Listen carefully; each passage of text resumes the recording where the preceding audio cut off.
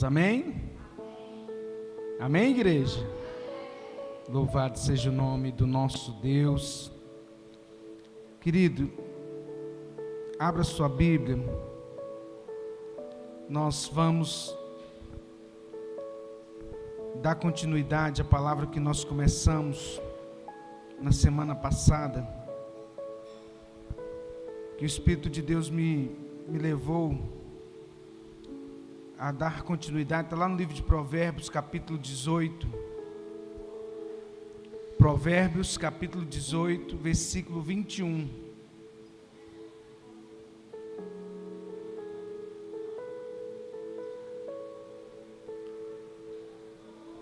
Obrigado. Provérbios 18, versículo 21. Louvado seja Deus.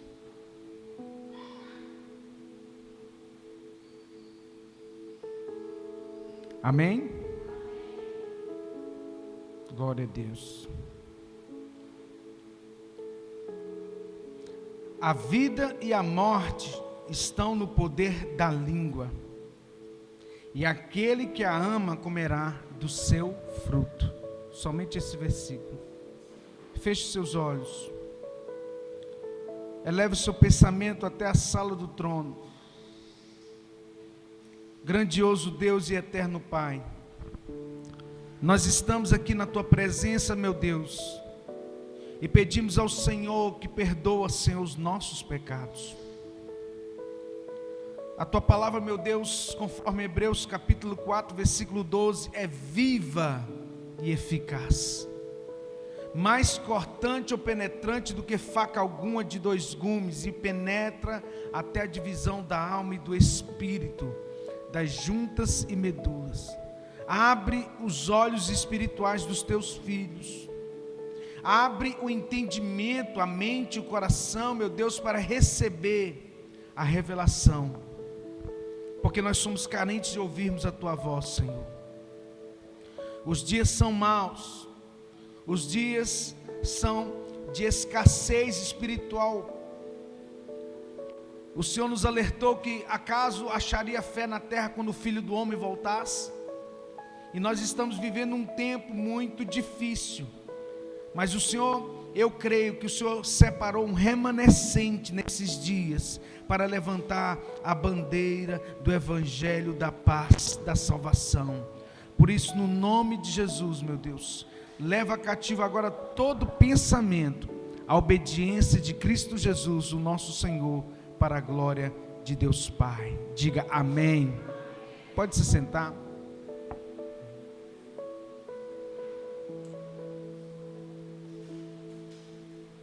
Querido, nós falamos, na verdade foi na semana retrasada, nós começamos a falar sobre o poder da língua. A vida e a morte está no poder da língua. E a Bíblia nos diz: a língua, ela é algo mais espiritual que você possa imaginar. Então é muito importante a gente compreender que nós podemos mudar o ambiente a qual nós estamos pelo poder das nossas palavras. O culto de quarta-feira é um culto de instrução. O culto de quarta-feira, nós colocamos culto de libertação, porque a Bíblia diz: conhecereis a verdade, ela vos... E aqui nós mergulhamos na palavra. E eu quero, querido, o desejo do coração de um pastor é ver as suas ovelhas prosperarem, é ver as suas ovelhas irem à frente. Mas não adianta eu pregar, não adianta eu ensinar, se você não receber essa palavra. E receber a palavra de Deus vai além de você ouvir, vai além de você escutar. Porque todos aqui estão escutando, amém? Mas será que você está... Se diminuir o microfone, eu vou ter que gritar, minha filha. Não mexe não.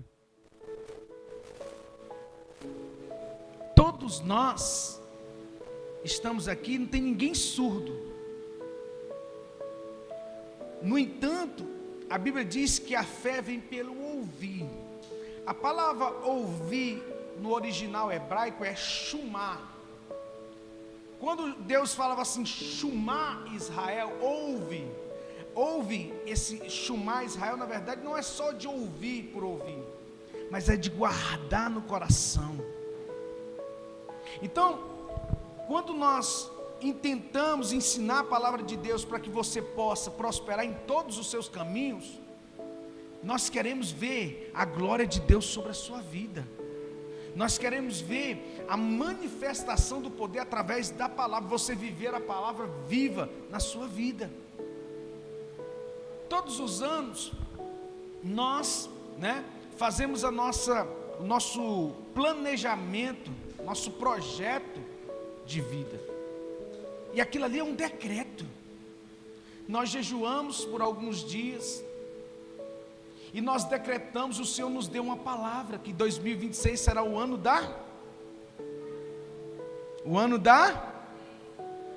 da bênção do Senhor, conforme Provérbios 10, 22. Aí você olha de um lado, você olha de um outro, você não vê aparentemente a bênção, mas o que você vai fazer? Nosso Deus, que bênção é essa? Que ano da bênção é esse? É isso que você vai fazer? Não. Você vai declarar: Senhor, 2026 é o ano da bênção do Senhor, que enriquece e não traz consigo dores. Aleluia. Deus quer, querido, que nós sejamos ricos em todas as áreas da nossa vida. Riqueza que eu falo aqui vai muito além de prosperidade financeira, que também é algo que eu quero falar aqui hoje. Irmão, se tem alguma coisa que mais perturba hoje as famílias do que uma escassez financeira, é ou não é? Você chegar no dia de pagar a fatura do cartão de crédito, não ter o dinheiro suficiente, é bênção isso? Não. A não ser que a pessoa seja descontrolada, compra por impulso, aí precisa de libertação também, porque a gente não pode viver por compulsão. A compulsividade é algo que tem que ser tratado, seja qual for a área. A pessoa tem mania de limpeza, a compulsão, tem mania, tem toque, então tem que tratar. Deus cura, amém, igreja? Deus cura. E o que acontece? Como eu falei, a vida financeira mexe muito com o espiritual, principalmente da igreja. Porque eu estava comentando essa semana, foi com a Rose, eu estava vindo aqui para a igreja, domingo de manhã, estou falando, a cultura brasileira, por si só, é uma cultura de desonra. Por quê? Porque o jeitinho brasileiro é um jeitinho de desonrar o próximo. Eu vou tirar vantagem. Você quer ver uma coisa? Você chega numa praia, você vai lá para o Nordeste, aí a pessoa cobra por cara. A um ele tem um preço, a outra ele tem um preço. Ele quer tirar vantagem, ele quer passar a perna em você. Isso é desonra. Bens mal adquiridos que a Bíblia condena. Como que o povo quer ser abençoado se quebra princípio? Aí eu falei com a Rose, aí você vai, lá tem muitos defeitos. Eu falo América porque é um país próspero, todo mundo que vai para lá, de um garçom, de uma faxineira, todo mundo prospera. Por quê? Porque o ambiente é um ambiente propício. Eu não estou falando que lá não tem problema, eu não estou falando que o povo lá é espiritual, nada disso, mas o ambiente que eles criaram, a cultura que eles criaram, é uma cultura que favorece a prosperidade. Eu vou dar um exemplo cultural. Lá nos Estados Unidos, todo mundo dá gorjeta. Vai entregar uma pizza, é $10 de gorjeta. Vai fazer não sei o que, todo mundo recebe gorjeta. É cultural, eles plantam. Como que não prospera? A Bíblia diz que a alma generosa, essa prosperará.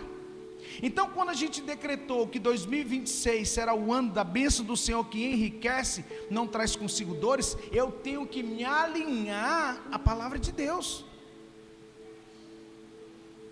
De que forma que eu me alinho? Vivendo uma vida de princípios, tirando o anátema, porque quando eu quebro o princípio, eu estou favorecendo o quê? O inimigo agir, eu estou dando legalidade. Quem me entende aí, diz amém.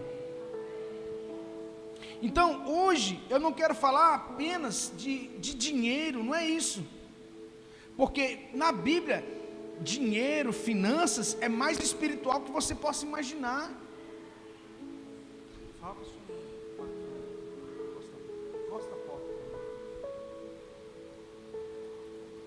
Porque Deus quer, querido, uma igreja forte, abençoada, próspera. E a igreja quem é? Somos eu e você. A gente representa o reino. E se a gente não for liberto nessa área, a igreja não vai à frente. Se o povo de Deus não estiver aberto, o coração aberto às coisas de Deus, a igreja, o ministério não vai à frente, porque a igreja somos nós, irmãos. Deus quer uma libertação poderosa na vida da igreja em todas as áreas. Por quê? Porque Ele quer enriquecer a sua família em todos os sentidos, em todos os aspectos. Deus quer te prosperar no seu trabalho, nos seus negócios. Deus quer, mas Deus quer primeiramente que você mude a sua mentalidade em relação ao reino de Deus. Eu fiquei muito triste, né? Aquele jovem, né? Comediante, Henrique Maderite. Os irmãos viram na internet. Um jovem de 50 anos, né? Morre de um infarto fulminante. O homem, nos últimos 5 anos, prosperou muito.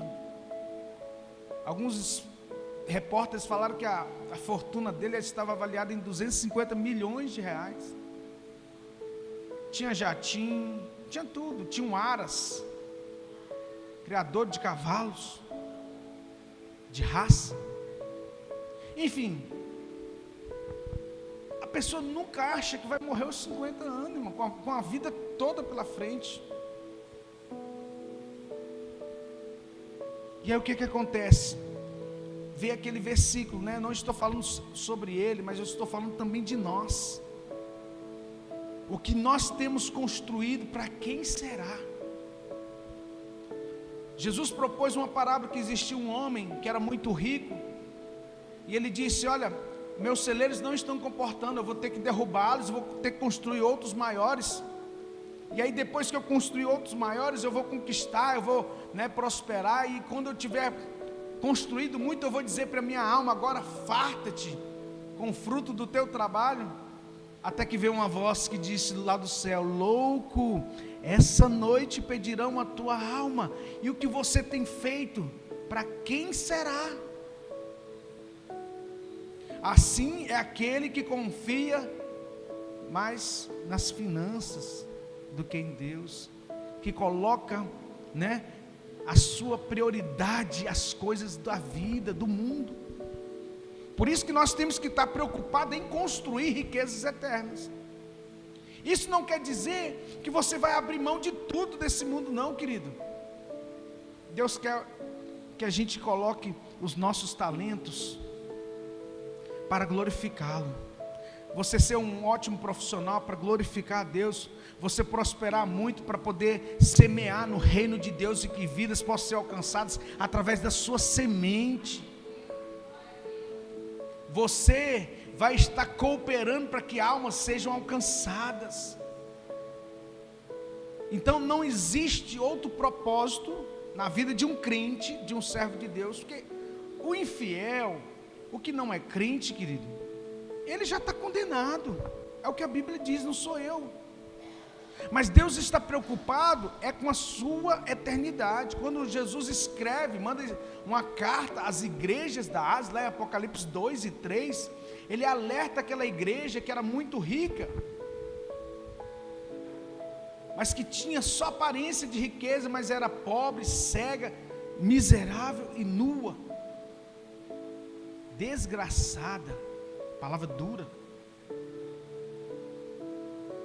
Aconselho-te que compres de mim ouro puro e refinado, onde a traça e a ferrugem não corrói. Onde que a traça e a ferrugem não corrói? É só na eternidade. Porque tudo daqui, querido, você pode ir naquele cemitério da paz. Ninguém levou nada, nem um par de roupa. O par de roupa fica lá. A sua carne, a carne das pessoas, foi comida pela terra. Pois te digo que tu és pó, e para o pó você vai voltar. Essa casa passageira aqui, ó, temporária, nossa, ela vai voltar para o pó. E o que eu tenho feito? O meu trabalho, a minha vida, eu tenho semeado na vida das pessoas, eu tenho evangelizado, eu tenho colocado meus dons e talentos em prol da obra do reino de Deus, para que outras pessoas também possam experimentar de Deus, como você um dia já experimentou. Então não é só sobre finanças, não é só sobre dinheiro. Jesus disse, não tem como você servir a Deus e ao dinheiro, a mamon, não tem como. Você vai agradar um e vai desagradar o outro. Se você tender a ser uma pessoa ambiciosa, que só quer dinheiro, você não vai agradar a Deus. Porque o amor ao dinheiro é a raiz de todos os males, diz a palavra do Senhor. Deus quer fazer você uma pessoa próspera, amém? Em todos os sentidos, inclusive financeiro.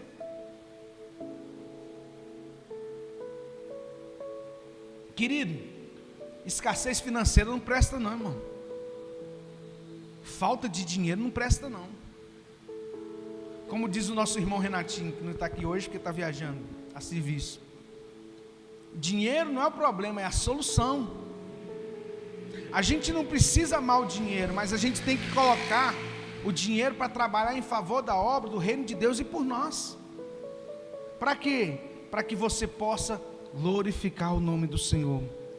Porque existem tantas pessoas que oram, que jejuam, que trabalham, mas continuam vivendo ciclos de escassez, de perdas, de desorganização. Por quê? Porque tem coisas na vida da pessoa que precisa ser quebrado. São ciclos de escassez que às vezes a pessoa vai trazendo de geração em geração. São prisões financeiras, endividamento. A pessoa não sabe lidar com o dinheiro, porque ela é desorganizada, porque ela tem trauma. Então Deus quer organizar isso na sua vida, mas você precisa se submeter à palavra de Deus, né? Como que eu me submeto à vontade de Deus? Começa pela boca. A boca fala do que o coração está cheio. Então você recebe o seu salário, ou você recebeu a sua renda. Aí você, meu Deus do céu, isso não dá para nada. Nós estamos falando de Provérbios 18, 21. A vida e a morte está no poder da língua. Nós sabemos que o Brasil é um país riquíssimo, mas o povo vive abaixo da riqueza que tem nesse país.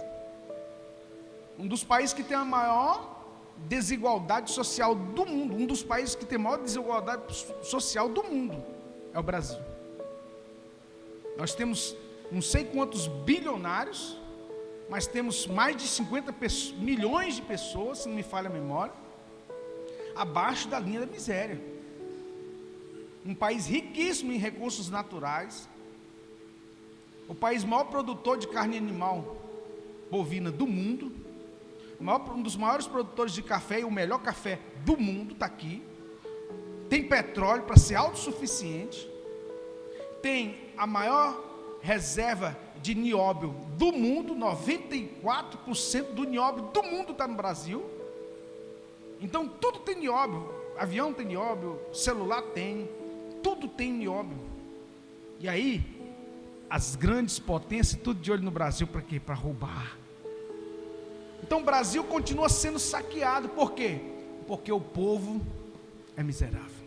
Quando eu falo povo miserável, entenda o linguajar. Nós temos centenas de anos de escassez, desde a época que os portugueses vieram para cá e roubaram tudo, levaram navios e navios cheios de ouro. saquearam, e aí, hoje, os chineses compram as minas de ouro e continuam levando o nosso ouro embora, por preço bem abaixo.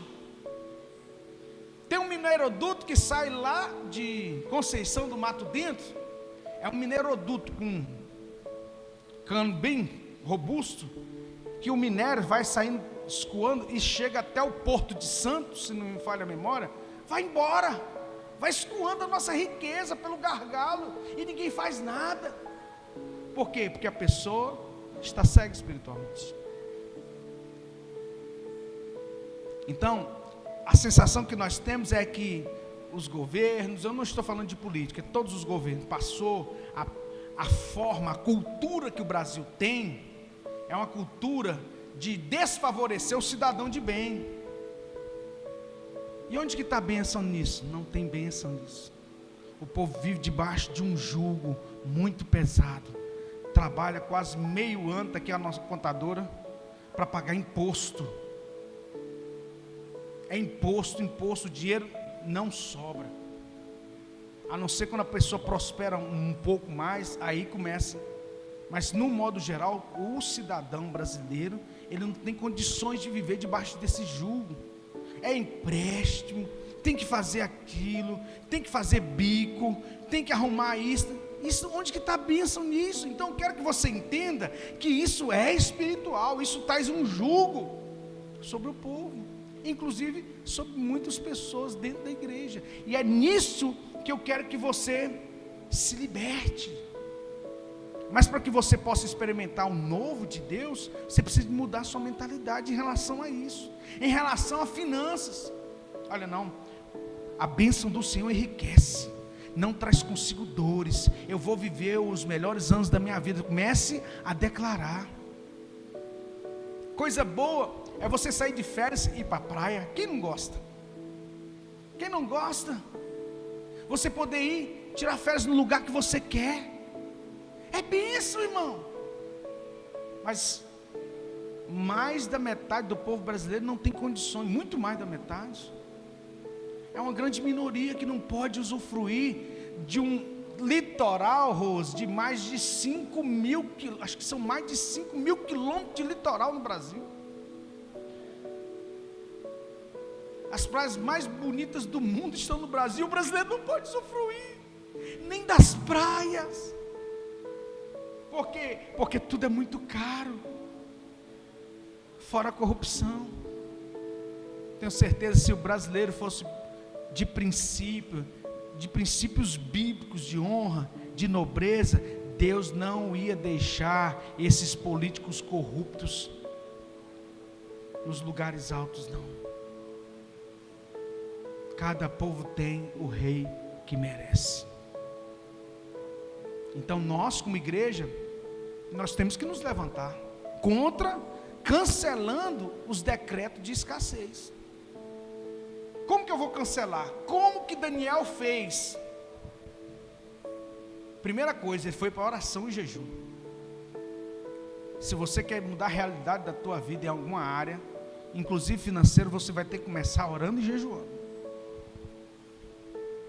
e liberando decretos, pedindo perdão a Deus.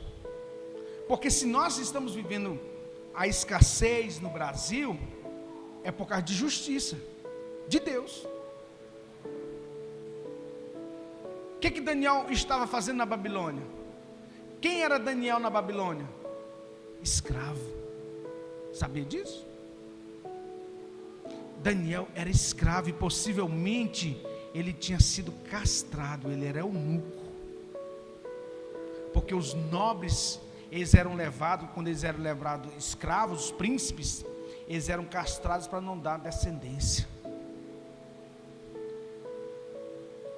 Isso não está na Bíblia, mas os historiadores, eles conjecturam, eles fazem uma analogia pelo tempo, pela cultura, exatamente isso. E você vê que Daniel não tem família, Daniel não tem esposa, Daniel não tem filho.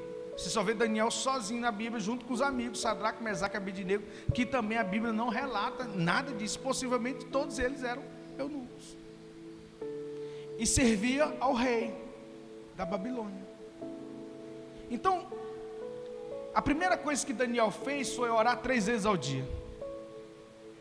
Depois ele foi para ler o que o profeta Jeremias havia profetizado. E aí ele descobriu na leitura da palavra: conhecereis a verdade, ela vos libertará. Conhecendo as escrituras, Daniel então descobriu que o decreto de Deus contra o povo de Israel era de 70 anos na Babilônia. Já tinha findado o prazo. Por que não foi automático? Deus não falou que ia ser 70 anos? Você não está na igreja? Por que a sua libertação não é automática? Porque você tem que guerrear. Quando Deus envia Josué, eu quero que você entenda aqui o que é isso que eu estou fazendo aqui. Quando Deus diz para Josué: Josué, toda a terra que você está vendo aí eu vou te dar. Mas deu para ele de mão beijada? Não deu de mão beijada. Primeira coisa que ele teve que enfrentar foi a cidade mais fortificada que tinha em Canaã, que era Jericó. 9 metros de largura, que era a muralha, se não me falha a memória, 12 de altura. Deus então começa a dizer: Josué, instrui Josué a fazer o quê? Atos proféticos. Atos proféticos. É o que a gente faz aqui todo ano, declarando que o ano que vem vai ser melhor do que o ano que findou. Em todas as áreas da nossa vida, financeira, familiar, espiritual. E isso são o quê? Palavras. O poder da nossa palavra, da nossa língua. A vida e a morte está no poder da língua. Então, querido, quando você pensar em murmurar, fecha a sua boca. Não verbaliza aquilo que você não quer que aconteça. Isso eu aprendi com a pastora Valnice Milhomens. Não verbalize aquilo que você não quer que aconteça na sua vida.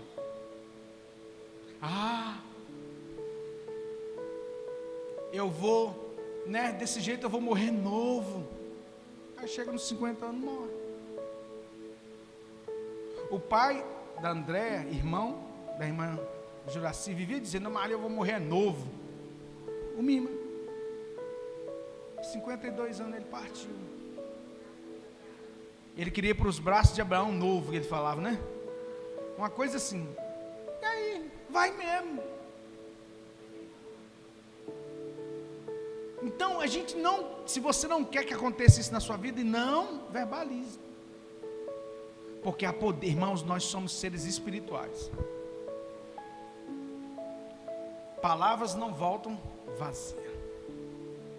Então, se você falou, saiu, pede perdão na hora, o Senhor anula esse decreto. Me perdoa, Senhor, saiu sem querer. Nós pedimos perdão na hora, não deixa para depois, não. Eu retiro essa palavra da minha vida, da minha casa, da minha família, porque sobre a minha casa está a bênção do Senhor. A Bíblia diz que quando aquele profeta Balaão foi, ele foi contratado para amaldiçoar o povo de Deus, Deus não deixou ele amaldiçoar. E quando ele ia para poder amaldiçoar, só saiu o quê? Bênção. Sobre tua tenda, ó Israel, não vale encantamento. Porque quem vai amaldiçoar? Quem Deus abençoou.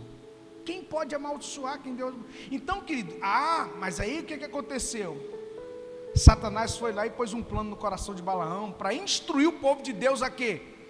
A quebrar princípio. Você quer ver o povo perder? Falou para o rei que tinha contratado ele: manda mulheres lindas para que eles possam se deitar com elas. Prostituição, lascívia, e o povo não podia, e ela ia fazer eles adorar outros deuses. Idolatria, prostituição, tanto espiritual quanto física. Quebrou 2 princípios. E o pior deles, que é outros deuses diante de Deus. Eles não podiam casar com outros povos naquela época. Não podia. Era lei, estava na lei. Só se a pessoa convertesse ao judaísmo. E aí o que acontece? Elas foram e quebraram o princípio. O povo então começa, a praga começa a entrar. a morte entra no meio do arraial. Assim tem sido nos dias de hoje. Por quê? Porque muitos de nós herdamos culturas dos nossos pais que favoreceram a maldição nas nossas vidas. Aí é porque Deus é injusto? Não, é por causa da sua palavra. Abençoarei os que te abençoarem, amaldiçoarei os que te amaldiçoarem. Vai lá em Deuteronômio 28, você vai ter lá 14 bênçãos, se não me falha a memória, 14 versículos e 28 de maldição. É o dobro. E aí, eu volto a falar para você, a gente tem que começar pela palavra. Daniel começou então a interceder pelo povo. Daniel começou a dizer: Senhor, nossos pais pecaram e nós pecamos também. Daniel não tinha pecado, mas ele confessa o pecado dos pais, que o fizeram ir para a Babilônia. Daniel não estava na Babilônia por causa do pecado dele, mas por causa do pecado dos seus pais, dos seus antepassados. Muitos de nós sofremos por causa dos pecados dos nossos pais. Ah, mas eu não aceitei Jesus. Sim, mas agora você vai ter que quebrar o ciclo. De que forma? Fazendo diferente do que os seus pais faziam, confessando e deixando, porque quem confessa e deixa, alcança misericórdia. Salvação é de graça. Está na Bíblia, não está? Mas não foi de graça. Ela é de graça, mas ela não foi de graça. Teve preço, e preço de sangue. Não qualquer sangue, sangue inocente. Entende? Às vezes a gente fala assim: nossa, a salvação é de graça, mas ela não foi de graça. Alguém teve que pagar o preço. É pela graça que sois, mediante a, e isso não vem de vós, é dom de Deus. Deus presenteou toda a humanidade para que fosse alcançado pela graça. Amém? Estamos certos disso? Todas as outras coisas você vai ter que pagar o preço. Princípios. Honra teu pai e tua mãe para que se prolongue os teus dias na terra. Princípio. Honrar pai e mãe vai fazer você prolongar seus dias na terra. Ah, mas a minha família, todo mundo morre novo. Mas você vai quebrar o ciclo. Por quê? Porque você vai honrar seu pai e sua mãe, e esse princípio vai se cumprir na sua vida. E você vai declarar isso todos os dias: Senhor, olha, os meus pais morreram novo, talvez. Ah, não sei o que aconteceu, mas na minha casa não. Na minha casa está o sangue precioso de Cristo Jesus. Gálatas capítulo 3, que ele se fez maldição, para que a maldição na lei não viesse sobre nós. Mas eu tenho que lutar. Daniel teve que se levantar, jejuar, declarar, pedir perdão. Aí Deus ouviu e mandou o anjo. Não foi assim? 21 dias de peleja no céu. Teve que chamar Miguel, porque o capeta não queria saltar a Babilônia, os filhos de Deus. 21 dias de batalha espiritual no céu. Até que chegou Gabriel para trazer a mensagem. Daniel, homem muito desejoso, desde o dia que intentaste no teu coração, o Senhor já te ouviu, mas o príncipe do reino da Pérsia se levantou contra mim. Eu tive que chamar ajuda, porque senão nós não daríamos conta. E o Senhor trouxe a bênção depois de 21 dias. Mas não foi só assim não, demorou uma vida inteira. Até que Daniel estava velho, já tinha passado muitos anos. Nabucodonosor já tinha morrido. Daniel capítulo 5. A Bíblia diz: olha, tem um profeta. A Bíblia diz que veio uma mão, 1000 príncipes da Babilônia. Eu tenho uma palavra muito forte, vai virar um livro. Estou declarando isso aqui, verbalizando, porque eu já comecei a escrever esse livro. Eu estou precisando porque ele é um livro mais complexo. E alguns anos atrás Deus me deu uma palavra muito forte sobre isso, os príncipes da Babilônia.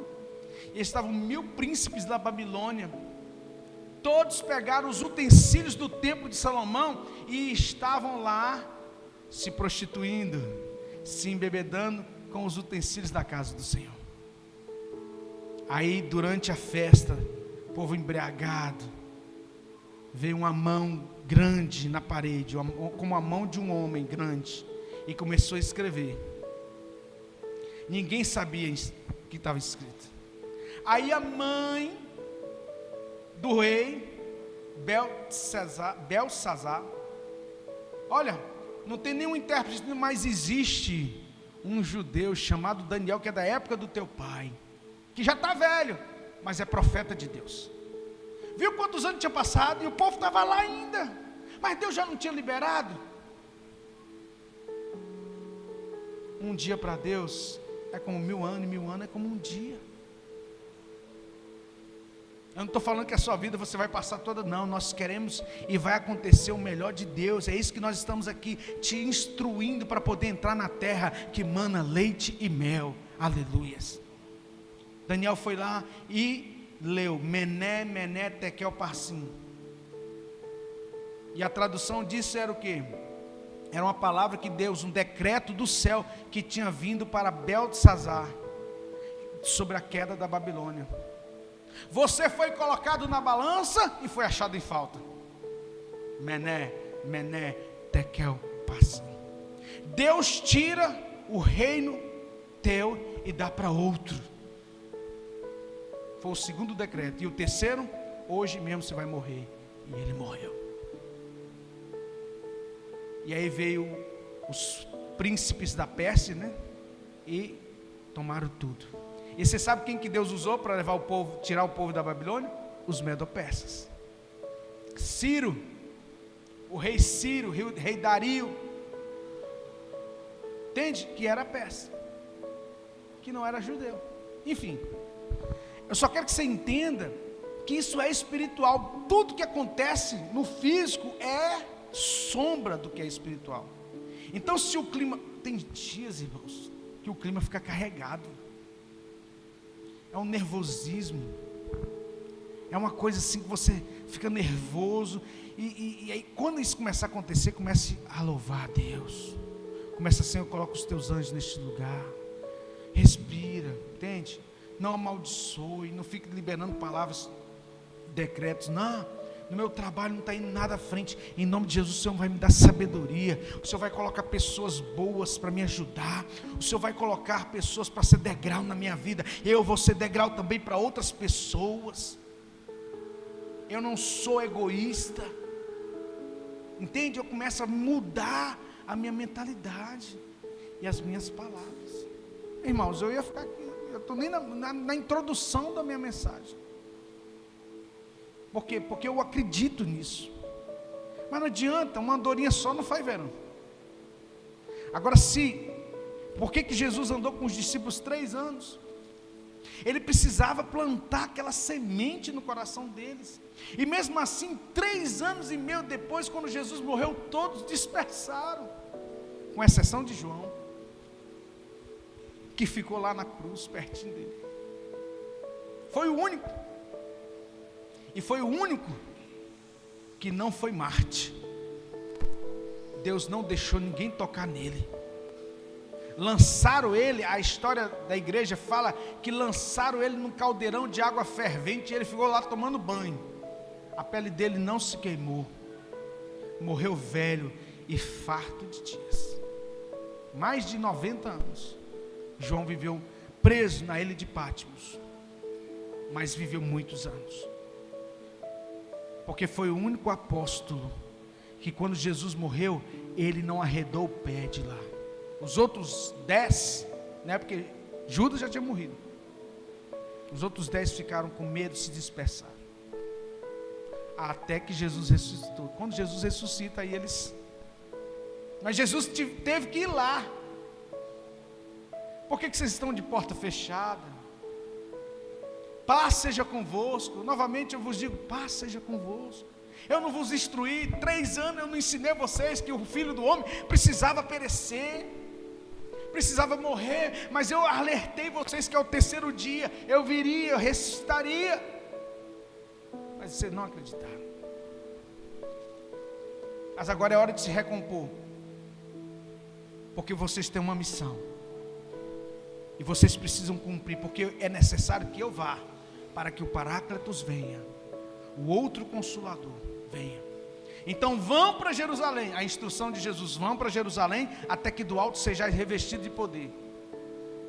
Então, instrução, isso aqui é instrução.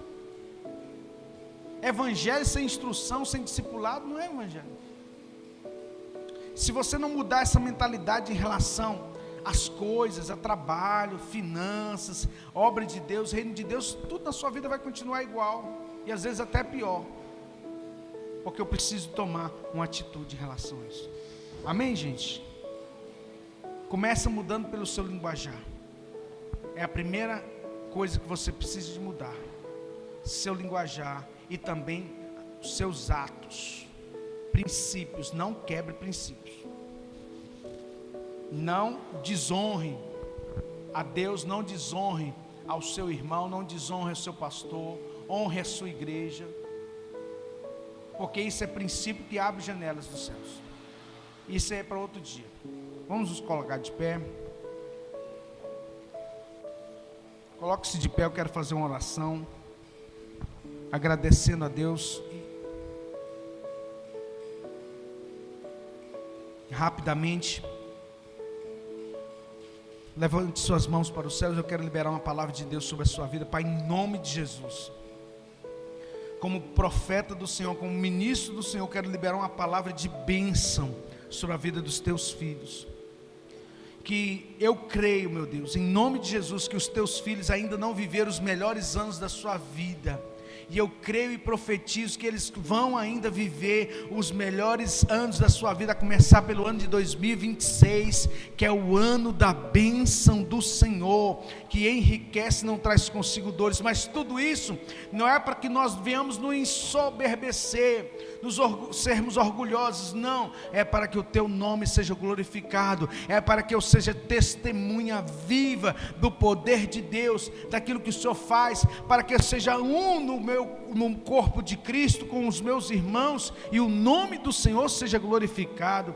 Tira toda escassez, tira todo o ciclo de escassez na vida dos teus filhos, todas as alianças, ó Deus, lá no passado, nos antepassados, de escassez, de miséria, de ruína, de pobreza, meu Deus, passa agora, Deus, sobre a vida dos teus filhos, sobre as nossas vidas, o sangue precioso de Cristo Jesus, porque a tua palavra nos diz lá no livro de Gálatas, capítulo 3, que o Senhor Cristo nos resgatou da maldição da lei.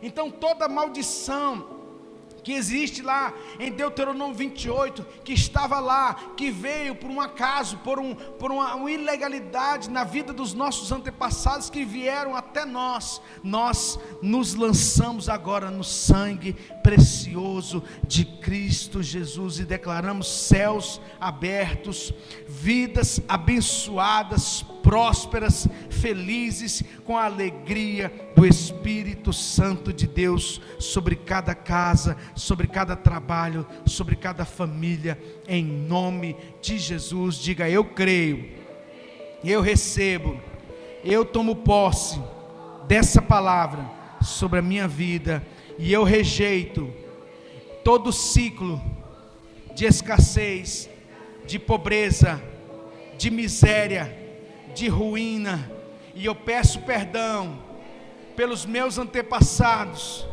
peço perdão pelos meus pecados, e passa agora teu sangue sobre mim, me purificando para viver o novo de Deus, em nome de Jesus. Se crê, aplaude bem forte ao Senhor, em nome de Jesus. Querido, receba essa palavra no seu coração. No dia que nós terminarmos essa ministração, eu quero ungir todo mundo, tá? Nós vamos ficar aí talvez mais uma quarta ou 2 quartas para poder terminar essa ministração, e eu quero que você prepare o seu coração. Comece a liberar palavras no seu dia a dia. Se possível for, jejue um dia na semana. Por quê? Porque isso começa a batalha para você realmente entrar no novo de Deus, em nome de hoje, em nome de Jesus, Senhor. Nesse momento nós vamos também dar a oportunidade de você de trazer o seu dízimo, a sua oferta, e em nome de Jesus, que os céus estejam abertos, os celeiros seus possam multiplicar, em nome de Jesus. Diga amém.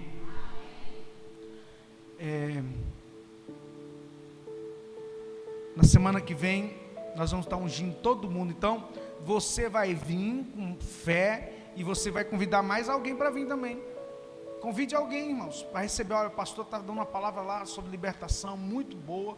Então você vai convidar alguém, e em nome de Jesus, nós vamos ungir todo mundo para a glória do Senhor. Levante suas mãos para os céus. Grandioso Deus e eterno Pai, nós te louvamos, meu Deus, por essa palavra, por essa ministração, por a vida dos nossos irmãos que aqui estão, os que estão nos acompanhando em casa, os que vão assistir, porque essa palavra vai ficar nas nuvens, vai ficar na internet, nos nossos canais. Que a tua bênção, meu Pai, repouse sobre cada vida, que a bênção do Senhor que enriquece, não traz consigo dores, esteja sobre o lar dos teus filhos. Leva-nos em paz para os nossos lares, meu Deus, os teus filhos que têm sido, ó Deus, coluna de sustento nessa casa, que tem semeado, que o Senhor, meu Deus, multiplica na vida deles. Pai, muito obrigado, Senhor.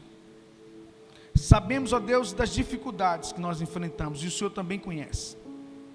Que o Senhor, meu Deus, levanta mantenedores, que o Senhor prospera os que já são, que o Senhor levanta outros, para que a tua obra não pereça, para que a tua obra não fique, meu Pai, a mercê. Nós te pedimos em nome de Jesus, libera os céus sobre a vida dos teus filhos, prospera aqueles que vão trazer o seu dízimo, sua oferta, que vão semear, que vão plantar, que eles tenham colheita no mínimo 100 vezes mais, é o meu decreto sacerdotal, e eles possam, meu Deus, comer, beber e vestir do melhor dessa terra, em nome de Jesus. Leva-nos em paz, nos livra dos homens maus, das mulheres más, dos homens de sangue, nos livra de toda enfermidade, todo acidente, em nome de Jesus. Diga amém. Que o amor de Deus, o nosso Pai, que a graça salvadora do nosso Senhor e Salvador Jesus Cristo, e as doces e ricas consolações do Espírito Santo de Deus repousem sobre cada vida, em nome de Jesus. Diga amém. Deus abençoe os irmãos, vão em paz, o Senhor os acompanhe, em nome de Jesus.